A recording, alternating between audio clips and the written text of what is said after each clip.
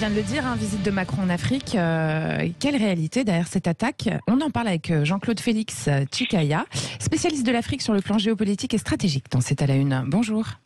Bonjour. Bienvenue. Bonjour Jean-Claude Félix Tchikaya, merci d'être avec nous ce matin sur Sud Radio alors que le président de la République poursuit sa tournée en Afrique. Hier il était au Cameroun, c'est là qu'il a dénoncé cette influence de la Russie sur le continent africain. Elle est nouvelle déjà cette influence, c'est un phénomène récent?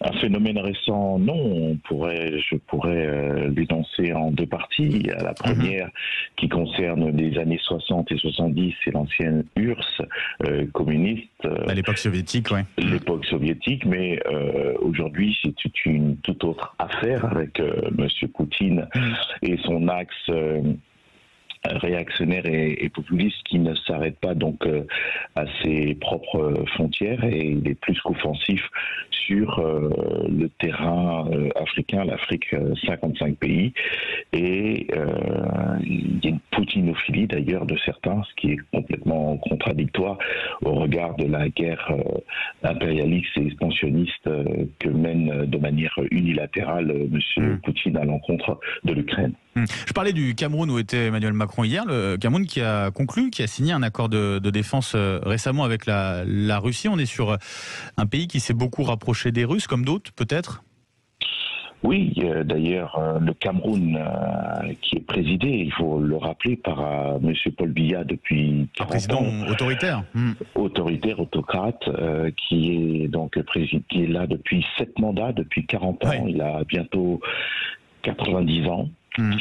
Et il a signé, je dis bien il a signé parce que c'est quand même les agissements d'une caste plus que celle de l'élan de tout le Cameroun, des accords de défense le premier jour de l'agression de la Russie à l'encontre de l'Ukraine, des accords de défense entre le Cameroun et la Russie, et cet accord va plus contribuer à renforcer sa garde prétorienne que renforcer la défense de la souveraineté camerounaise.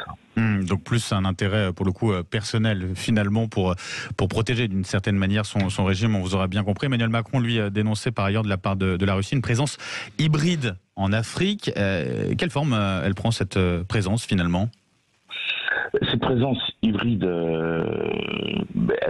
on pourrait la signifier sur deux volets. Il y a une présence, ces accords de défense, mais c'est des accords de défense avec des États, et notamment autocrates. Et ces accords de défense, au lieu de contribuer à envoyer l'armée officielle russe quand il y a un conflit et au regard de cet accord de défense, on envoie l'armée officielle, comme la France l'a fait pour le Mali. Qu'est-ce qu'on aurait dit si la France avait envoyé des mercenaires au lieu d'envoyer nos soldats officiels sous l'appellation de Serval, Barkhane et autres? Et lui, il envoie donc des mercenaires qui sont... Le groupe Wagner notamment. Le groupe Wagner, donc c'est une délégation de sa sécurité souveraine, donc de certains pays à un groupe Wagner qui ne se comportent pas comme de véritables militaires, mais ils ne le sont pas, ce sont des mercenaires. Ça veut dire que pour vous, Jean-Claude Félix Tchikaya, il y a des raisons de s'inquiéter de cette influence russe sur le continent africain, notamment via ces mercenaires? Oui, pour deux raisons. Pour celle que je viens de dénoncer, et une autre, c'est que malgré la déstabilisation, le renfort de désinformation, une bonne partie de la population africaine, je parle du continent, 1,2 milliard de personnes, malheureusement, il y a un tropisme vers Poutine, plutôt son régime, et cela donc vient renforcer l'entrisme exercé par le régime poutinien. Donc il n'y a pas besoin seulement d'une déstabilisation, d'une désinformation pour qu'il puisse aller vers Poutine. Il y a aussi une option idéologique, intellectuelle ou autre qui emmène à opter plutôt pour la Russie que pour une autre façon d'entrevoir la vie politique, les libertés publiques, Donc ça va renforcer, donc le boomerang, c'est que ça va renforcer les régimes autoritaires au lieu de travailler à renforcer les libertés publiques, le développement social et économique. Donc c'est à plusieurs étages très très très inquiétant. Emmanuel Macron n'a pas fait que dénoncer cette influence russe. Il a mis un tacle d'une certaine manière aussi aux pays africains, évoquant leur hypocrisie à ne pas reconnaître clairement une agression unilatérale de la Russie envers l'Ukraine. À ce sujet, il y a une réelle ambiguïté sur le continent africain. Jean-Claude Félix Tchikaya. Oui, il y a une réelle ambiguïté que je qualifierais le président d'hypocrisie, d'une certaine duplicité, pas seulement de la part de certains régimes, en tout cas des autorités à l'ONU, au vote. 9 pays membres de l'ONU, 9 pays qui ont voté contre cette résolution contre la Russie, 9 pays étaient africains, une vingtaine n'ont pas participé au vote et d'autres se sont abstenus.